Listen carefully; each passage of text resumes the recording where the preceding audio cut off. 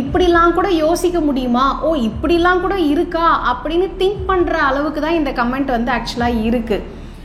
இது எந்த அளவுக்கு சாத்தியங்கிறது எனக்கு தெரியல. இதிகா ஓப்பன் பண்ண பிறகுதான் எனக்கு இவ்வளோ காம்படிட்டர் இருக்காங்கிறத எனக்கு தெரிய வந்துச்சு. நிஜமா சொல்றேன், ஏதோ நான் ஃபன்னா தான் ஆரம்பிச்சேன் இந்த விஷயத்த. நான் யாரையுமே காம்படிட்டரா பார்த்ததே கிடையாது. சாரி வாங்கி வச்சுக்கிட்டு வரலன்னு சொல்றது, என்கிட்டயும் ஃபோன் இருக்கு, என்கிட்டயும் டேட்டா இருக்குன்னு இஷ்டத்துக்கு தயவு செஞ்சு கமெண்ட் போட்டு யாரையும் ஹர்ட் பண்ணாதீங்க ப்ளீஸ். என்னன்னே தெரியாம என்னன்னே புரியாம ஒருத்தங்களோட நீங்க பேசாம பழகாம எப்படிங்க அவங்கள நீங்க தப்பா நினைக்க முடியும்? அவங்க இப்படிதான்ற முடிவுக்கு நீங்க எப்படி வரீங்க? புதுசா வந்திருக்கீங்கன்னா அட்லீஸ்ட் அவங்கள அனலைஸ் பண்ணியாவது கமெண்ட் போடுங்க. பக்கத்துல அது அறுவாளையறா, இவனை நான் வெட்டாம விட மாட்டேன். பழத்தை பிக்கிறதுக்கு கத்தி தரேன்றான் பாரு அவனை. இப்படி ஒரு கமெண்ட்டை நாங்கள் எதிர்பார்க்கவே இல்லைங்க. நீங்கள் டிஸ்பிளேல வர இந்த கமெண்ட்டை பாருங்க, இது நாங்கள் எக்ஸ்பெக்ட் பண்ணல. இப்படிலாம் கூட யோசிக்க முடியுமா, ஓ இப்படிலாம் கூட இருக்கா அப்படின்னு திங்க் பண்ணுற அளவுக்கு தான் இந்த கமெண்ட் வந்து ஆக்சுவலாக இருக்கு.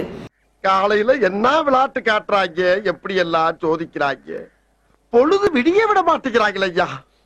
ஒண்ணு தெரிஞ்சு போச்சுடா, இந்த பிரபஞ்சத்துல உங்க மத்தியில இந்த உசுரை காப்பாத்துறது ரொம்ப சிரமம். ஃபஸ்ட்டு வந்து இப்போ இந்த கமெண்ட்டுக்காக மட்டும் நான் வந்து உங்கள் முன்னாடி பேசுகிறேன்னு நினைக்காதீங்க. நான் சில விஷயங்கள் உங்ககிட்ட கிளாரிஃபை பண்ணுறதுக்காக வந்திருக்கேன், ஓகேங்களா? ஸோ ஓகே, நான் எப்பவும் கொடுக்குற இன்ட்ரடக்ஷன் தான், அதெல்லாம் விட்டுருங்க. நான் டேரெக்டாக ஸ்ட்ரைட்டாக நான் வீடியோக்குள்ளே நான் போகிறேன். நான் ஆக்சுவலாக என்ன அப்படிங்கிறத ஷார்ட் அண்ட் ஸ்வீட்டாக சொல்லி முடிச்சிடுறேன். நம்ம வந்து இதிகா வந்து ஏப்ரல் மாதம் ஆரம்பித்தோம், ஓகே அது ஜஸ்ட் போயிட்டுருக்குன்னு வச்சுக்கோங்களேன். ரீசெண்டாக அதுவும் நான் சென்னை வந்த பிறகு நிறைய ஆர்டர்ஸ் குவிஞ்சிருச்சு. ஏன்னா நம்ம வந்து சூப்பராக அழகாக வந்து பார்த்திங்கன்னா மக்கள் எதிர்பார்த்த ப்ரைஸில் நாங்கள் சாரீ வந்து டிஸ்ட்ரிபியூட் பண்ணோம். 550 ரூபா ஷிப்பிங் ஃப்ரீ அப்படின்னு சொல்லிட்டு ஒரு சாரீ காட்டின உடனே ஆர்டர்ஸ் வந்து பார்த்தீங்கன்னா பயங்கரமாக குவிஞ்சிருச்சு. அதுக்கு முன்னாடி நான் வந்து இறங்கின உடனே ஒரு வைரோசி சாரீ ஒன்று நான் அப்லோட் பண்ணியிருந்தேன். ஸோ ஆர்டர்ஸ் நிறைய குவிஞ்சிருச்சு. உடனே இம்மீடியட்டாக பேக் டு பேக் பார்த்தீங்கன்னா வரலட்சுமி நோன்பு அண்ட் இன்னும் நிறைய ஃபெஸ்டிவல் வந்ததுனால எல்லாம் ரஷ் பண்ணி புக் பண்ண ஆரம்பிச்சிட்டாங்க. ஸோ புக்கிங் ஒரு பக்கம் போயிட்டே இருந்தது. நம்ம இதிகால பார்த்தீங்க அப்படின்னா இப்போதைக்கு டீம் ஏ இருக்காங்க, டீம் பி இருக்காங்க. டீம் பி இப்போ தான் ரீசெண்டாக நம்ம வந்துட்டு ஒரு ஸ்டோரி ஒன்று அப்லோட் பண்ணி வித்தின் 2 ஹவர்ஸில் குயிக் ரெஸ்பான்ஸ் வந்தது. ஒரு 2 பேரை நாங்கள் செலக்ட் பண்ணி வச்சுருக்கோம். டீம் ஏ பார்த்தீங்க அப்படின்னா மேரிட் உமனை தான் வந்து நம்ம வச்சுருக்கோம்.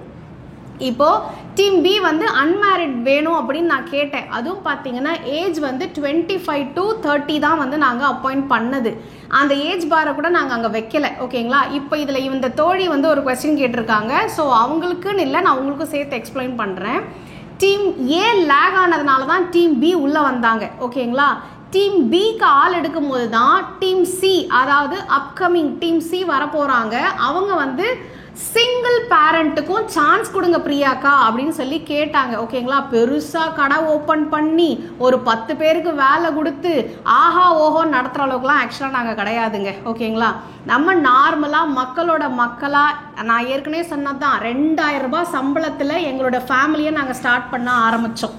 எங்களை தொடர்ந்து ஃபாலோ பண்ணுறவங்களுக்கு அது தெரியும்.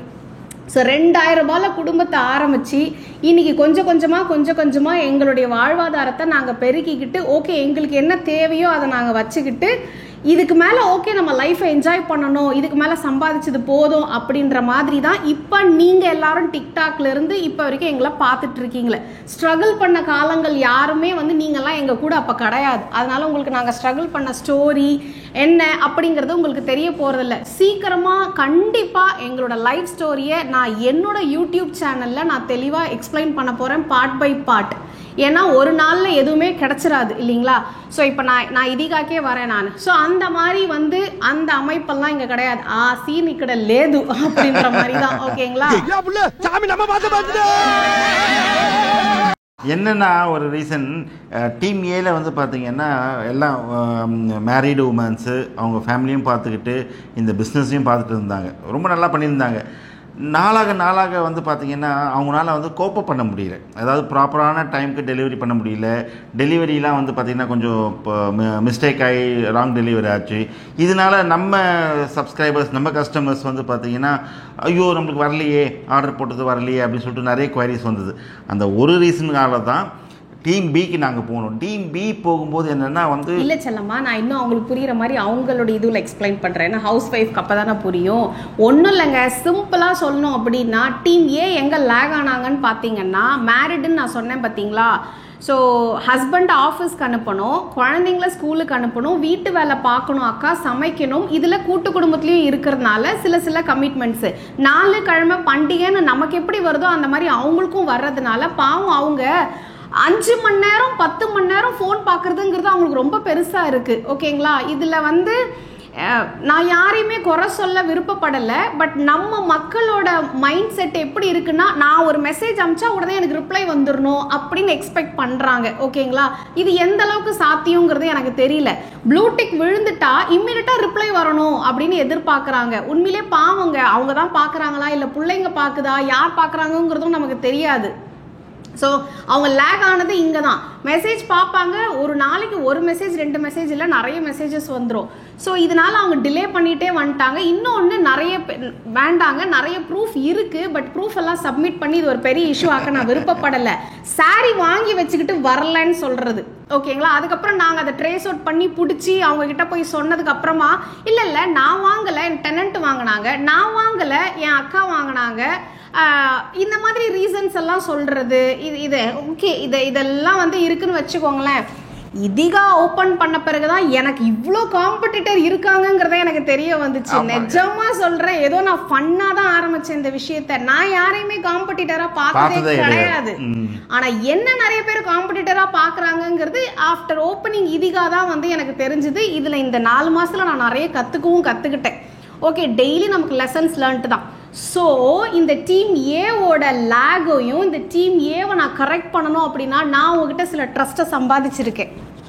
அதை நான் கொண்டு போகணும்னா நான் டீம் பியை வந்து நான் டீம் பி வந்து அக்கா என்னால் வேலைக்கெல்லாம் போக முடியாதுக்கா, வீட்டில் அனுப்ப மாட்டாங்கக்கா, அப்பா அம்மாவுக்கு நான் பேர்டனாக இருக்கேன்க்கா, எனக்கு இன்னும் கல்யாணம் ஆகலைக்கா, எனக்கு 30 வயசு ஆக போகுதுக்கா, எனக்கு ப்ளீஸ் வேலை இருந்தால் கொடுங்கன்னு நம்மளை கேட்ட பொண்ணுங்களுக்கு தான் நம்ம வேலை கொடுத்துருக்கோம். சரிங்களா.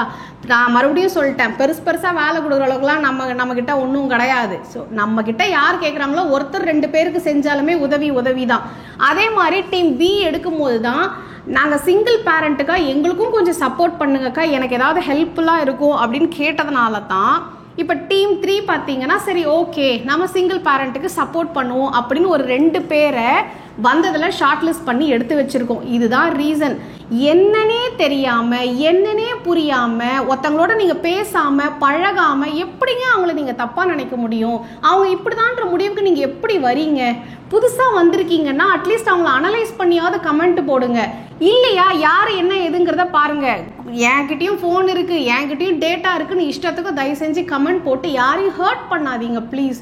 முடிஞ்சா சப்போர்ட் பண்ணுங்க, இல்லையா பிடிக்கலையா டோன்ட் ரெக்கமெண்ட் கொடுத்துருங்க, இல்லை வேணான்னு ஸ்வைப் பண்ணிட்டு போயிருங்க, ஒரு பிரச்சனையும் கிடையாது. அங்கங்கே ஏதோ ஒருத்தர் 2 பேர் தான் 1-2 விஷயம் செஞ்சுட்டு இருக்காங்க. அவங்களையும் தயவு செஞ்சு இந்த மாதிரி போட்டு ஸ்டாப் பண்ணிடாதீங்க. இதுதான் நான் வந்து உங்ககிட்ட சொல்ல வந்த விஷயம். இதை 1 மினிட்ல என்னால் சொல்ல முடியாது. அதனால தான் வந்துட்டு இன்ட்ரடக்ஷன் கூட கொடுக்காம கமெண்ட்டை பார்த்த உடனேயே பொங்கி எழுந்து அப்படியே வந்து உட்காந்து நான் இந்த வீடியோ வந்து இந்த எக்ஸ்ப்ளனேஷன் ஆக்சுவலாக நான் நிறைய பேருக்கு ஃபோன் பண்ணி அப்பாலஜிஸ்லாம் கேட்டேன். சாரிம்மா டிலே ஆகிடுச்சுமா கோச்சிக்காதீங்கம்மா அப்படின்னு கேட்கும்போது பிரியாக்கா நீங்கள் வந்து இது ஏன் ஒரு வீடியோவாக போட்டு சொல்லக்கூடாது அப்படின்னாங்க. நாம் வந்து சரி ஓகே இதில் போய் என்னமா இருக்குது, சின்ன விஷயத்தை ஏன் பெருசு பண்ணணும் அப்படின்னு நினச்சோம். பட் எப்போ உங்களுக்கே இந்த மாதிரி டவுட்லாம் வர ஆரம்பிச்சதோ ஸோ ஓகே நம்ம உங்ககிட்ட தானே சொல்ல முடியும், உங்ககிட்ட தான் வந்து நிற்கிறோம் அப்படின் போது உங்ககிட்ட தான் சொல்ல முடியும். ஸோ அதனால் உங்ககிட்ட நாங்கள் சொல்லிட்டோம். இந்த கமெண்ட்டை பார்த்த உடனே நான் கூட சொன்னேன், நான் ஒருத்தர் கமெண்ட் போட்டிருக்காங்கம்மா அந்த கமெண்ட்டுக்கு ரிப்ளை போட்டு போயிடு அப்படின்னு சொல்லிட்டு நானும் சொன்னேன். ஆனால் இவங்க என்ன சொன்னாங்கன்னா கமெண்ட் போட்டவங்க ஒருத்தர், ஆனால் இந்த மென்டாலிட்டியில் எத்தனை பேர் இருப்பாங்கன்றது நமக்கு தெரியாது, ஐயோ நமக்கு இந்த ஆப்பர்ச்சுனிட்டி கிடைக்கலன்னு சொல்லிட்டு அதனால ஒரு வீடியோவை எடுத்து போட்டுடலான்னு இவங்க சொன்னாங்க. சரி ஓகே சொல்லிட்டு நாங்களும் வந்து இன்ஸ்டாவில் வந்து போட ஆரம்பிச்சிட்டோம். பிரச்சனை என்ன அப்படின்னா ஒரு நிமிஷத்தில் இவ்வளோ இன்ஃபர்மேஷன்ஸை கொடுக்க முடியல. சரி, அதனால தான் யூடியூப் vlog-ஆ நாங்கள் வந்துட்டோம். இன்னொன்று பார்த்தீங்கன்னா இன்ஸ்டாகிராம் இன்பாக்ஸை க்ளோஸ் பண்ணிட்டோங்க. இதிகாவோட இன்ஸ்டாகிராம் இன்பாக்ஸ் க்ளோஸ் பண்ணதுக்கு ரீசன் இதுதான். இன்ஸ்டாகிராம் இன்பாக்ஸில் வருவாங்க, உடனே வாட்ஸ்அப்பில் வருவாங்க, உடனே இமெயிலில் வருவாங்க, உடனே டக்கு டக்குன்னு எல்லாத்துக்கும் ரிப்ளை வேணும்னு எதிர்பார்ப்பாங்க. ரிப்ளை இல்லைன்னா no reply no response, no reply no response. இன்னொன்று நிறைய தெரிஞ்சுக்கிட்டேன், என்னுடைய காம்படிட்டரே வந்து தேவையில்லாமல் வந்து நிறைய இடத்துல கமெண்ட்ஸ் போடுறதெல்லாம் நான் பார்த்தேன். Okay, no problem. வாட்ஸ்அப் குரூப்புன்னு ஒன்று இருக்குது, அதுக்குள்ளே யார் யார் இருக்கா, என்னென்ன எல்லாமே எங்களுக்கும் தெரியும். அந்தளவுக்கு விவரம் இல்லாமல்லாம் இங்கே யாரும் கிடையாது. Okay okay, no problem. வரீங்களா வாங்க, உள்ளே இருக்கிறீங்களா இருங்க, எங்களுக்கே தெரியாமல் பார்க்குறீங்களா ஓகே பாருங்கள். அதே மாதிரி ஸ்டோரி போட்டாலுமே சரி, ஒரிஜினல் ஐடியிலேருந்து பார்த்தா தெரிஞ்சிரும்னு சொல்லிட்டு ஃபேக் ஐடி வச்சு வந்து பார்க்குறது. பாருங்க, ஒன்றும் பிரச்சனை இல்லை. மீசை மறு வச்சா அது மாறு வேஷமாடா, மாறு வேஷத்துக்கு உண்டான மரியாதை போச்சேடா உங்களால. நாங்கள் எதுவுமே எல்லாமே எங்களோட ஐடியிலேருந்து தான் போடுறோம், எந்த ஃபேக் ஐடியிலேருந்தும் நாங்கள் போடல. ஓகேங்களா, நீங்கள் வந்து பார்க்குறீங்கன்னா தாராளமாக பார்த்துக்கோங்க. பார்த்துட்டு இங்கே போய் சொல்கிறது அங்கே போய் சொல்கிறது நோ ப்ராப்ளம். அதாவது என்ன செல்லமா சொல்லுவாங்க, வளர வளர, அதாவது இப்போ எனக்கு ஒரு ஆசான குருன்னு ஒருத்தர் இருந்தார். அவர் ஒன்று சொல்லுவார், சரவணா, உன்னை பார்த்து ஒருத்தர் பொறாமப்படுறாங்க அப்படின்னா நீ அதை பார்த்து வருந்தக்கூடாது. அதுக்கு என்ன மீனிங்னா நீ வளர்றன்னு அர்த்தம். ஸோ நீ வளர்றதுனால தான் மற்றவங்க எல்லாம் பொறாமப்படுறாங்கன்னு அர்த்தம். அது எல்லாருமே இருக்கிறது தான். ஸோ அதனால் ஒருத்தர் பொறாமப்படுறாங்கன்னா நான் என்ன நினைப்பேன், ஆஹா நம்ம வளரண்டா, அப்போ நம்ம கரெக்டான பாதையில் போகிறோம், ஒரு கரெக்டான டைரக்ஷனில் போகிறோம், அதை வந்து கண்டினியூ பண்ணுவோம் அப்படின்னு சொல்லிட்டு நினைப்பேன். நான் சொல்கிறதும் அதே தான். இப்போ இந்த ஃபீல்டு வந்து எங்களுக்கு புதுசு, பட் இருந்தாலும் வந்து ஆல்மோஸ்ட் ஸ்டேபிள் ஆகிட்டோம். வந்த பிறகு தான் எங்களுக்கு தெரியுது எவ்வளோ பேர் வந்து பின்னாடி வந்து நிறைய ஒர்க்லாம் பண்ணியிருக்காங்க, நிறைய XYZன்னு சொல்லலாமே. அதெல்லாம் நினைக்கும் போது நான் இவங்கக்கிட்ட சொன்னது அதுதான், இந்த மாதிரி பொறாமப்படுறாங்களா, அதுக்கு மெயின் ரீசன் நம்ம வளர்கிறோம், நம்ம போகிற டைரக்ஷன் கரெக்டாக இருக்குது, அதே பாதையில் போவோம், முடிஞ்ச அளவுக்கு யார் யாருக்கெல்லாம் ஹெல்ப் பண்ண முடியுமோ அதை ஹெல்ப் பண்ணுவோம், அதுக்கப்புறம் நம்ம டார்கெட்டை ரீச் பண்ணுவோம் அப்படி சொல்லியிருக்கேன். நான் மறுபடியும் சொல்கிறது இதுதாங்க, பிரியாக்காவோட சாரீ பிடிச்சி பிரியாக்கா கட்டுற மாதிரி நானும் கட்டணும் அப்படின்னு வந்தவங்க இங்கே ஜாஸ்தி. என்னால் என்ன முடியுமோ, எவ்வளோ மேக்ஸிமம் லீஸ்ட் ப்ரைஸில் கொண்டு வர முடியுமோ நான் கண்டிப்பாக கொண்டு வருவேன். நான் வந்துட்டு அட்லீஸ்ட் ஒரு 10 பேரையாவது நான் சாட்டிஸ்ஃபை பண்ணேன் அப்படிங்கிறது எனக்கு இருக்கும்ல, அதனால் நான் கொண்டு வருவேன். நீங்கள் என்னை காம்படிட்டராக பார்த்தாலும் சரி, அவங்க என்னை காம்படிட்டராக பார்த்தாலும் சரி, அதை பற்றிலாம் கவலைப்படுற மாதிரி இல்லை. எனக்கு வந்து உங்களோட சப்போர்ட் இருக்குது, அதனால் வந்துட்டு நான் பயப்பட வேண்டிய அவசியமும் கிடையாது.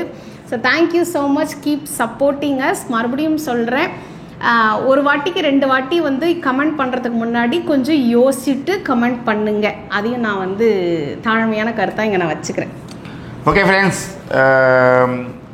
இது வரைக்கும் நமக்கு கிடைச்ச ஆதரவு இதிகா சாரீஸ்க்கு இன்னும் கிடைக்கும் அப்படின்ற நம்பிக்கை எங்களுக்கு 100க்கு 200% இருக்குது. அதில் வந்து மாற்று கருத்தே கிடையாது.